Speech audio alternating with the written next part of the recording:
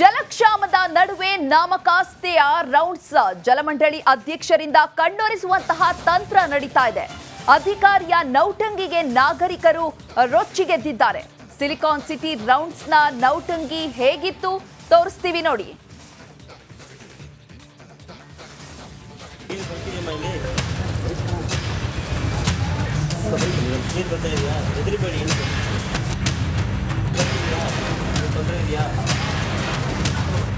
ಬಿಸಿಲಿನ ಬೇಗೆಗೆ ಬೆಂದ ಕಾಳೂರು ಕಾವಲಿ ಮೇಲಿನ ರೊಟ್ಟಿಯಂತೆ ಬೇಯುತ್ತಿದೆ.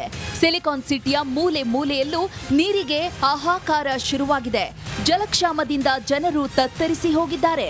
ಇಂತಹ ಸಂದಿಗ್ಧ ಪರಿಸ್ಥಿತಿಯಲ್ಲಿ ಜನರ ನೋವು ಕೇಳಬೇಕಿದ್ದ ಅಧಿಕಾರಿಗಳು ನಾಮಕಾವಸ್ಥೆಗೆ ಪರಿಶೀಲನೆಯನ್ನ ಮಾಡಿದ್ದು ಇಂತಹ ನೌಟಂಗಿ ಬೇಕಿತ್ತಾ ಎಂದು ಜನರು ಕೆಂಡ ಕಾರ್ತಿದ್ದಾರೆ.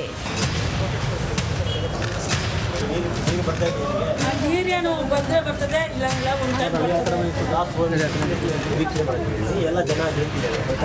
ಇಲ್ಲ ನೀರಿಗೆ ತೊಂದರೆ ಇಲ್ಲ ಸರ್.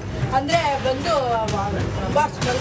ಇವತ್ತು ಎಲ್ಲ ಚೆನ್ನಾಗಿದೆಯಾ, ನೀರು ಬರ್ತಿದೆಯಾ, ವಾಟರ್ ಟ್ಯಾಂಕ್ ಸಾಕಾ, ಕಮ್ಮಿ ನೀರು ಬಳಸಿ, ಹೀಗೆ ನೀರಿನ ಬಗ್ಗೆ ಅರಿವು ಮೂಡಿಸ್ತಾ ಪರಿಶೀಲನೆಯನ್ನ ಮಾಡ್ತಿರೋರು ಮತ್ಯಾರು ಅಲ್ಲ, ಬೆಂಗಳೂರು ಜಲಮಂಡಳಿಯ ಅಧ್ಯಕ್ಷ ರಾಮ್ಪ್ರಸಾದ್ ಮನೋಹರ್.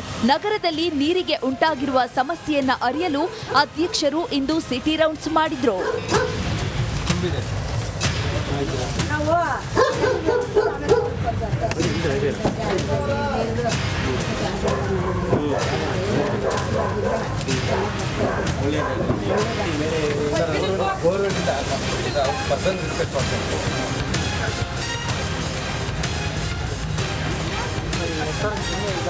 ಮೊದಲು ಶ್ರೀರಾಮಪುರಕ್ಕೆ ಭೇಟಿ ಕೊಟ್ಟ ಅಧ್ಯಕ್ಷರು ಗಲ್ಲಿ ಗಲ್ಲಿ ತಿರುಗಿ ಜಾತ್ರೆ ಮಾಡಿದ್ರು. ಅಧ್ಯಕ್ಷರು ಬರುವ ಕಡೆಗೆಲ್ಲ ಉಚಿತ ವಾಟರ್ ಟ್ಯಾಂಕ್ ಸಿದ್ಧವಾಗಿತ್ತು. ಅಧ್ಯಕ್ಷರಿಗೆ ನೀರಿನ ಸಮಸ್ಯೆ ಅಷ್ಟೇನೂ ಇಲ್ಲ ಎಂಬುದನ್ನ ತೋರಿಸಿಕೊಡಲು ಅಧಿಕಾರಿಗಳ ದಂಡೆ ರೆಡಿಯಾಗಿತ್ತು. ನೀರು ಚೆನ್ನಾಗಿ ಬರ್ತಿದೆ ಅಂತ ಹೇಳುವವರು ಕೂಡ ಎದುರಿನಲ್ಲಿದ್ರು.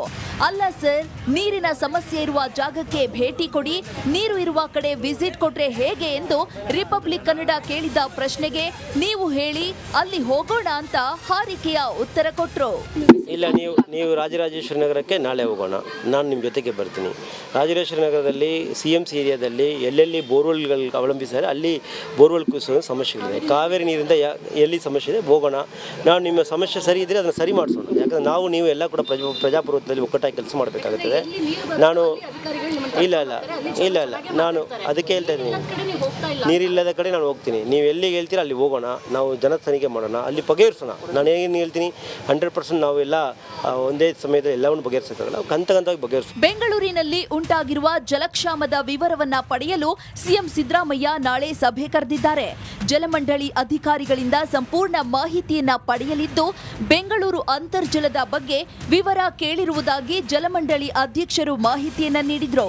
ಪ್ರಮುಖವಾಗಿ ಕಾವೇರಿಯಿಂದ ಏನು ನೀರು ಬರಬೇಕಾಗಿದೆ 1450 MLD ನೀರು ನಮಗೆ ಪ್ರತಿ ದಿವಸ ಬರಬೇಕಾಗಿದೆ. ಅದು ನಮಗೆ 1470 MLD ನಾವು ತರ್ತಾ ಇದ್ದೀವಿ. ಯಾಕಂದರೆ 20 MLD ಜಾಸ್ತಿನೇ ಕೊಡ್ತಾ ಇದ್ದೀವಿ. ಯಾಕಂದರೆ ನಮ್ಮ ಸ್ಟ್ಯಾಂಡ್ ಬೈ ಮೋಟರ್ಸ್ಗಳು ಸಿಸ್ಟಮ್ಗಳನ್ನ ಇಂಪ್ರೂವ್ ಮಾಡಿಕೊಂಡು ಮೊನ್ನೆ ಸಟ್ ಡೌನ್ ಮಾಡಿಕೊಂಡು ನಾವು ಅದನ್ನು ಇಂಪ್ರೂವ್ ಮಾಡಿಸ್ಕೊಂಡಿದ್ದೇವೆ.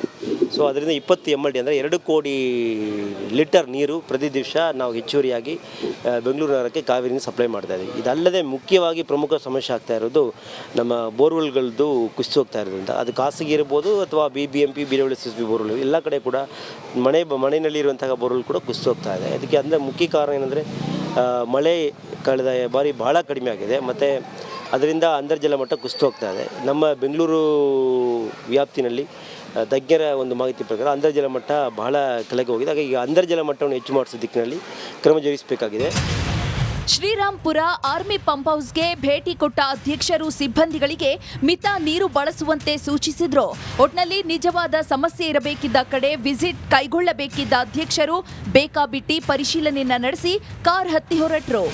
ದೀಪ್ತಿ ತೋಳ್ಪಾಡಿ, ರಿಪಬ್ಲಿಕ್ ಕನ್ನಡ, ಬೆಂಗಳೂರು.